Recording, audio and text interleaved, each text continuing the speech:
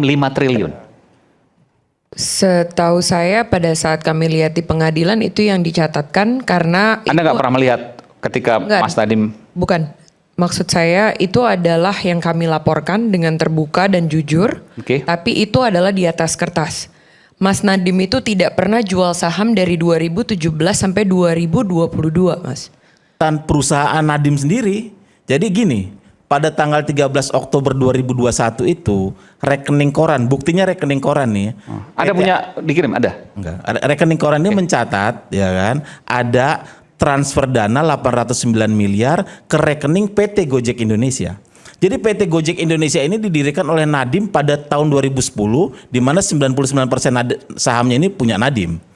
Nadiem juga punya saham di PT Akap. Gitu. Jadi transfer 809 miliar ke PT Gojek Indonesia pada tanggal 13 Oktober, dan pada hari yang sama ditransfer balik ke PT Akap lagi duit 809 miliar itu dengan yang disebut sebagai pelunasan utang. Meskipun kalau saya baca berkasnya, notarisnya sendiri mengatakan tidak ada dokumen hukum tentang itu. Jadi disitulah angka 809 miliar itu muncul dari rekening koran Akap ini berdasarkan kesaksian pihak Gotoh sendiri, bagian keuangannya, kepala keuangannya. Uangnya dari mana tadi? Nah, dalam putusan disebut dari sebagai bagian dari investasi Google. Karena ada rangkaian apa? Bulan Maret diterbitkan peraturan menteri. Bentar, uang 809 itu siapa yang ngirimin? Uangnya siapa? Dianggap sebagai bagian dari investasi Google. Putusan yang bilang. Maret 2021 diterbitkan peraturan Mendikbud itu. Oke. Agustus Google itu memberikan 69 juta US dollar ke PT Akap. Oktober, 13 Oktober itu dikirimkan ke PT Gojek Indonesia, dikembalikan lagi sebagai pelunasan utang. Tercatat seperti itu. Nah, ketika membaca putusan itu, karena saya lama menulis tentang kasus Gotoh, saya melihat rangkaian selanjutnya. Ini di luar putusan ya, ini catatan saya, 13 Oktober yang di ini hakim. Pada tanggal 19 Oktober 2021 dilakukan stock split, pemecahan saham, sehingga pendeknya lembaran sahamnya ini menjadi banyak.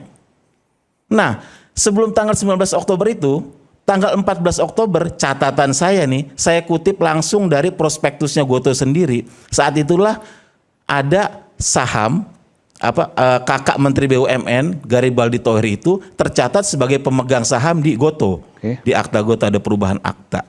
Jadi semua ini makanya saya nyambung dengan argumennya dalam putusan bahwa semua inilah ada aksi korporasi yang tujuannya adalah konsolidasi perusahaan menjelang IPO dan menguntungkan perusahaan. Ya menguntungkan, karena begini menguntungkan. Kenapa Nadiem menguntungkan?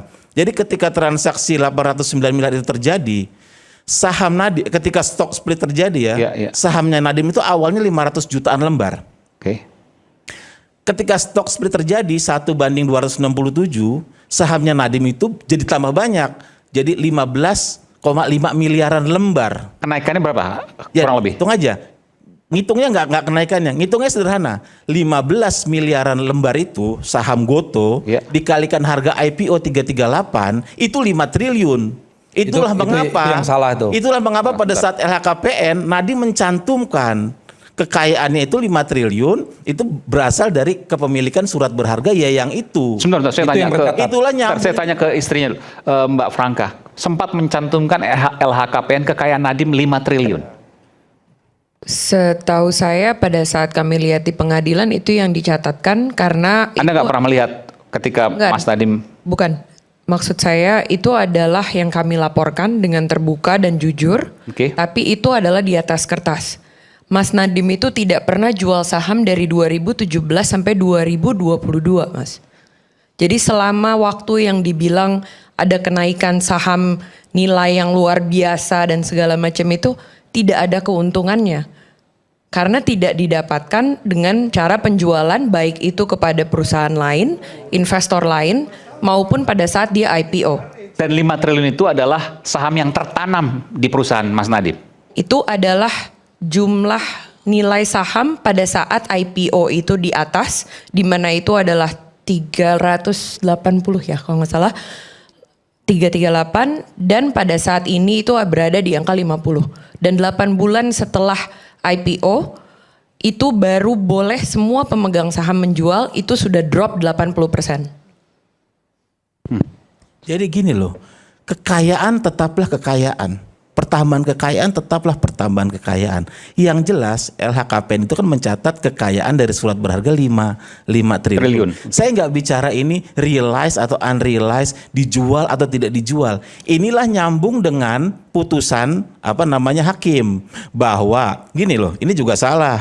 Rakyat Bersuara bilang katanya vonis 15 tahun penjara. Sebetulnya nggak seperti itu. 10 tahun plus 5 tahun. 10 tahun penjara pidananya ya. Terus ada pidana tambahan berupa pembayaran uang pengganti 809 miliar. Atau diganti 5 tahun penjara. Langsunglah Nadiem bicara setelah putusan itu, dia bilang, saya tidak mampu. Tapi saya bilang, lihat dulu. Karena ada prosesnya untuk pemulihan aset itu. Eksekusi uang penggantinya itu ada urutannya. Yang disasar utama itu adalah kepemilikan saham Nadiem di Gotoh. Itu yang pertama, dan di lembaga keuangan domestik. Kalau itu tidak cukup, baru digunakan mekanisme mutual legal assistance, bantuan hukum timbal balik untuk menjangkau harta Nadiem yang di luar negeri. Karena dalam putusan itu ada saham Nadiem itu disimpan misalnya di Bank of Singapore dan sebagainya. Kalau itu tidak cukup juga, baru subsidiar 5 tahun penjara. Itu yang ngambil paksa dari negara? Iya. Atau Nadiem sukarela menyerahkan diri? Gini, uang itu? Ini membayarkan misalnya sudah tidak cukup semua. 809 itu? Jadi pidana badan penjara 5 tahun itu benar-benar jalan terakhir gitu. Nah, bagaimana cara eksekusinya? Saham Google itu dilakukan melalui private placement atau block trade. Supaya apa? Apa itu? Tidak mengganggu. Jadi pembeliannya itu tidak di pasar reguler begitu. Supaya tidak mengganggu, menimbulkan gejolak di pasar modal yang akhirnya merugikan investor retail yang beritikat baik. Itulah kenapa 809 miliar itu ada ceritanya. Enggak begitu. 809 itu bukan begitu. Itu salah lagi itu. 809 itu tadi sebagian benar, cuman menyimpulkan yang salah. 809 itu betul aksi korporasi, karena pada waktu itu mau IPO, maka PT Akap itu harus merapikan internal mereka, mengambil alihlah PT Gojek ini menjadi bagian dari PT Akap. Lalu PT Gojek ini punya hutang sama PT Akap. Hutang itulah dikembalikan kepada PT Gojek tadi, itulah sebagai pembelian sahamnya mereka. Jadilah mereka itu bagian dari PT Akap. Peristiwa ini tadi benar juga. Jadi uang itu dibayarkan, hari ini transaksi itu terjadi, dikembalikan lagi ke PT Akap, dan sampai sekarang uang itu masih di PT Akap. Jadi sama sekali nggak ada aliran hubungan sama Nadiem, dan Nadiem sama sekali tidak tahu aksi korporasi tersebut karena dia sudah jadi menteri dan dia bukan lagi sebagai pengendali di sana. Jadi ini analisa-analisa dihubung-hubungkan, jadi nggak nyambung jadinya. Itulah yang sebetulnya menjadi kesalahan berpikir di situ. Google plus Nadiem itu cuma 6%. Bagaimana dia bisa ikut memutuskan aksi korporasi dan lain sebagainya? Itu dia nggak masuk di situ. Sudah itu kasusnya ini kasus apa coba? Kasusnya ini kan pengadaan laptop. Kan nggak masuk akal. Kemudian pengadaan laptop ini dihubung-hubungkan dengan proses, itu sudah proses yang berbeda. Itu sudah proses, kalau itu nanti dipersoalkan mungkin otoritas jasa keuangan yang akan kemudian menguji apakah terjadi masalah, apakah kemudian terjadi perbuatan melawan hukum terkait dengan pelaksanaan otoritas jasa keuangan. Itu sudah urusan yang berbeda. Kasus ini naik soal pengadaan laptop, tuduhannya. Ada pemahalan harga, ada nggak pemahalan harga, ada nggak kerugian negara. Jadi nggak bisa dikaitkan bahwa dengan adanya aksi korporasi, dengan adanya aksi yang kebijakan yang dilakukan oleh Menteri Nadiem pada waktu itu yang kemudian pada faktanya menguntungkan perusahaan yang dimilikinya, meskipun dia tidak lagi di dalam perusahaan itu. Kan sekarang untungnya sekarang apa? Kemudian hubungan antara orang beli Chrome device management dan kemudian penambahan modal tidak ada linkage-nya, tidak ada logika yang bisa disambungkan. Hubungannya kan nggak ada hubungannya. Ini Google itu memang perusahaan besar, Pak. Ya, kalau mau begitu dia ada di dalam orang punya perusahaan nggak bisa jadi pejabat jadi menteri, mau nggak jadi menteri, Google itu tetap perusahaan yang besar dan kemudian akan tetap memberikan leverage, akan memberikan terhadap perusahaan di mana dia berinvestasi di dalam itu. Nggak ada urusan dengan apakah kemudian Nadiem pejabat, nggak pejabat. Jadi gini, bahwa ada keuntungan perusahaan Nadiem pada saat dia menjabat sebagai menteri, betul. Tetapi tidak ada hubungan bahwa Nadiem itu membuat Google itu untung, membuat perusahaannya itu untung dari kebijakan yang telah dilakukan. Kalau logikanya kemudian dipaksakan seperti ini, maka setiap menteri yang punya latar belakang pengusaha akan masuk penjara semua. Tidak seperti itu. Begini, jangan bilang menteri yang latar belakang orang yang berasal dari latar belakang penguasa tidak bisa menjadi menteri. Nggak bisa seperti itu. Gini, kita lihat kasus Nadiem. Ini kita ngomong kasus Nadiem nih. Iya. Kan dibilang katanya Nadiem sudah mengundurkan diri, ya kan, sebelum dia dilantik sebagai menteri. Betul. Pertanyaannya, mengundurkan diri sebagai apa? Jadi Nadiem itu membuat surat kuasa tidak dapat ditarik kembali itu, surat kuasa lah istilahnya, yang memberikan hak kepada koleganya itu hanya hak suara. Hanya hak suara, bukan menjual kepemilikan. Bukan hak keuntungan lah gitu. Bukan kepemilikannya yang dialihkan. Bahwa keuntungannya naik, ya dia ikut untung juga. Ini mengaku kenapa dia nggak mau jual itu? Betul. Karena dia mau berbisnis di GoTo. Betul, pertanyaan saya begini, ketika kemudian perusahaannya untung, apakah bisa dipastikan bahwa itu karena kebijakan Nadiem di menteri? Itu dilihat dulu rangkaian pola dan perbuatannya. Silakan. Gitu. Jantungnya itu kita lihat konflik kepentingannya itu loh. Nadiem sebagai menteri yang menerbitkan peraturan menteri yang menguntungkan Google ya, Chrome kan itu. Konflik kepentingannya itu. Dan Nadiem ini sifatnya nggak pasif. Dia itu aktif. Contoh aktifnya apa? Satu, ketika transaksi 809 miliar itu terjadi ya. Jadi kan dari Akap ini kan perusahaan penanaman modal asing. Ya kan? Gojek Indonesia PMDN. Jadi Nadiem ini disebut menyetujui dan memerintahkan perubahan status PMDN-nya PT Gojek Indonesia itu ini di mana itu? PMA, putusan. Ada itu. Ada. Tunjukkan yang mana? Itu nggak ada. Dalam persidangan sama sekali nggak dibahas itu. Sama sekali nggak dibahas. Dalam persidangan atau dalam putusan nih Bang? Ya coba tunjukkan di mana bunyi putusan yang seperti itu. Sama sekali. Jadi Nadiem itu ketika jadi menteri sama sekali tidak pernah terlibat lagi urusan ini. Sama Apakah sekali. Nadiem menyetujui pengangkatan Cesar Segupta, eksekutif Google itu, jadi sebagai komisaris Tokopedia pada 2021? Sebagai pemegang saham betul. Dia sebagai pemegang. Apakah menyetujui tadi jawabannya? Itu bukan Nadiem tidak ikutan lagi di sana karena dia sudah memberikan kuasa. Itu sebagai itikat baiknya dia justru. Itikat baik justru. apa? Nah pertanyaannya sekarang, apakah ada larangan menteri punya saham? Apa ada larangan menteri punya saham? Bukan. Pertanyaan gini enggak. Kalau gitu di mana salahnya? Enggak, ini menarik. Anda mengatakan bahwa Nadiem sudah menarik segala jabatannya di dalam perusahaan itu, betul, segala kewenangan dalam perusahaan itu, tapi Anda menemukan bahwa ia menandatangani pengangkatan salah satu direksi di sana. Menyetujui disebutkan. Bukan. Menyetujui. Jadi pengangkatan Cesar Segupta sebagai. Tidak ada. Kalau Nadiem setelah jadi menteri, sama sekali Nadiem tidak terlibat. Itu kita bisa buktikan. Anda punya data soal itu? Di putusan ya, kok. Tunjukkan yang mana. Itu tuh asumsi itu, pasti asumsi. Sambil dicari putusan kini kita pakai angkanya deh ya. Ada Google keluar dana sekitar 804 atau 809 miliar. Keluar nih dari Google. Kalau dibilang dia menguntungkan Google nih. Dia kemudian dapat katakanlah proyek. Yaitu pengadaan Chrome Device Management. Di perusahaannya Nadiem gitu katakanlah. Bukan, kan katanya kan ada Chromebook-nya. Oke, di Kementerian Pendidikan. Itu 630 miliar. Oke. Jadi untuk dapat 630 miliar, dia keluar 809 miliar. Siapa yang tolol? Google. Di mana bentuk yang namanya dia jadi kaya, memperkaya? Coba jelasin sama saya. Nah ini gimana jadi? Mana itu? Kalau benar 809 tadi ya? Ke 809 kan penambahan modal, dia kan Google out duitnya nih.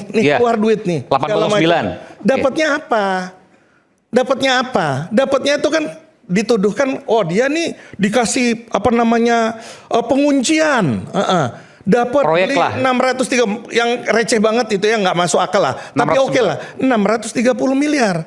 Jadi 809 miliar keluar duit, dapatnya 630. Ini termasuk yang namanya memperkaya korporasi.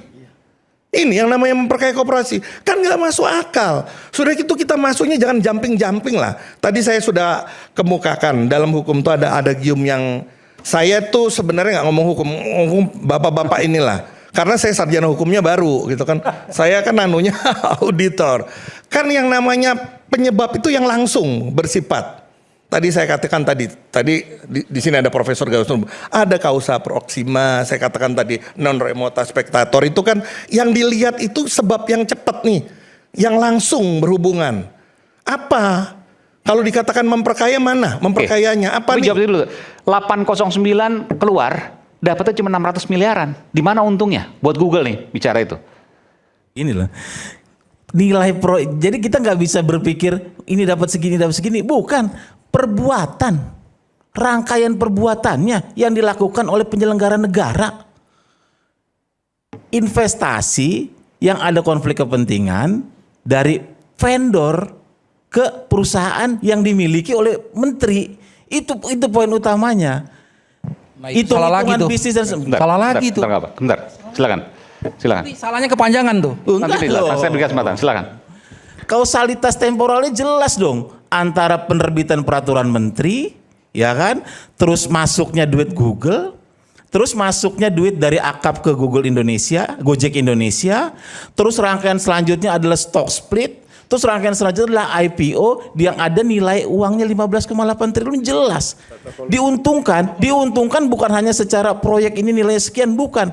Kenaikan valuasi itu juga bentuk keuntungan. Kepemilikan surat berharga walaupun belum dijual, belum realize, itu juga keuntungan. Itulah kenapa Nadiem mencantumkan itu di dalam LHKPN.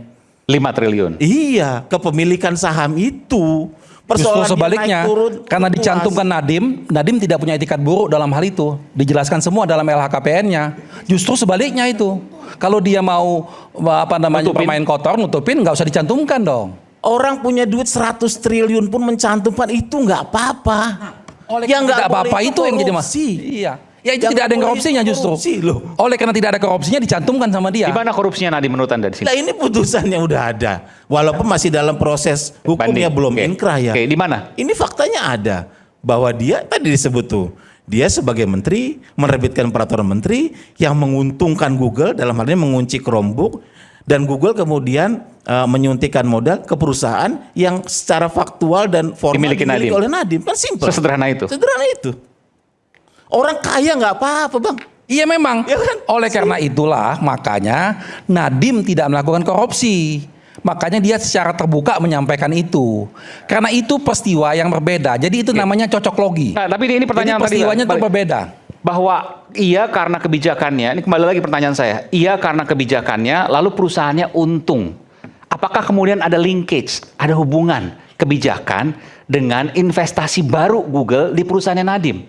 Karena kalau seandainya tidak ada, maka semua menteri yang juga pengusaha ketika perusahaannya untung bisa dikaitkan dengan kinerjanya sebagai menteri, dan itu adalah korupsi. Artinya semua menteri yang jadi pengusaha akan jadi koruptor semua. Ketika Anda pengusaha menjadi pejabat publik, simple. Anda declare, Anda mundur.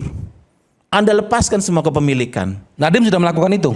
Hanya hak suara bang. Iya. Kepemilikannya enggak. Masalahnya sebagai pemegang saham itu salah atau tidak? Sahamnya. Harusnya seperti itu. Kalau begitu semua orang nggak boleh pegang saham. Sekarang semua pegang saham loh. Semua menteri pegang saham loh. Declare. Sudah dideklar.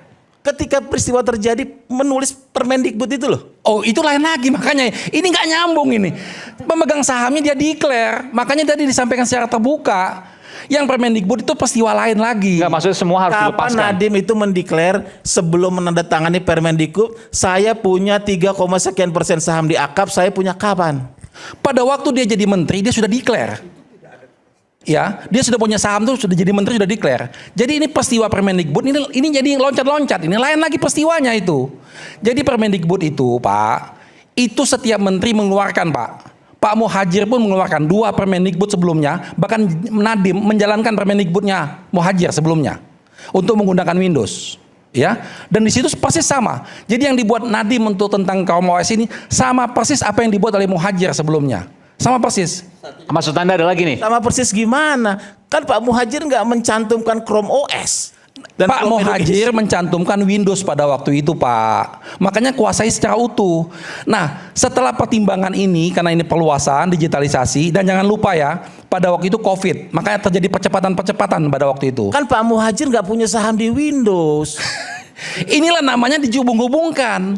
Nah, jadi kalau begitu semua menteri besok, kalau mereka jadi pejabat, mereka berhubungan dengan kebijakan yang ada itu, jadi salah semua tuh jadinya. Ada kebijakan yang berkaitan jadi vendor, perusahaannya jadi vendor. Nah sekarang tadi ada nanya Muhadjir punya saham di Windows, nggak punya. Apakah Nadiem punya saham di Google? Lah, PT Gojek Indonesia. Lah itu lain, bukan Google, Pak. Itu kan lain. Itu ngaco lagi. Makanya disebutkan di dalam itu bukan punya saham di perusahaan, tapi di dalam ekosistem perusahaan yang dia miliki sendiri. Ekosistem bahasanya. Karena Google menyuntikkan dana ke Ekosistem. Google adalah bagian dari ekosistem perusahaannya yang sahamnya dimiliki oleh Nadiem. Ekosistem. Oke. Simple. Pertanyaannya, kalau seandainya perusahaan, menurut Anda, ketika orang jadi menteri, satu tokoh jadi menteri, maka dia harus melepaskan semua kepentingan termasuk kepemilikan sahamnya? Dalam kasus Nadiem seperti itu disebutkan. Jadi pertimbangan hakim nyatanya bahwa Nadiem tidak boleh hanya melepaskan hak suara, tapi dia juga harus melepaskan kepemilikannya. Dijual Itu semua. Dalam Karena kasus tidak ada aturannya melarang pejabat negara punya saham. Tidak ada aturannya. Coba tunjukkan. Dan bahkan sekarang menteri-menteri kita banyak yang punya saham. Apakah ketika ini terjadi, maka semua menteri yang jadi pengusaha akan menjadi koruptor jika rezim berubah? Kita akan kembali sesaat lagi.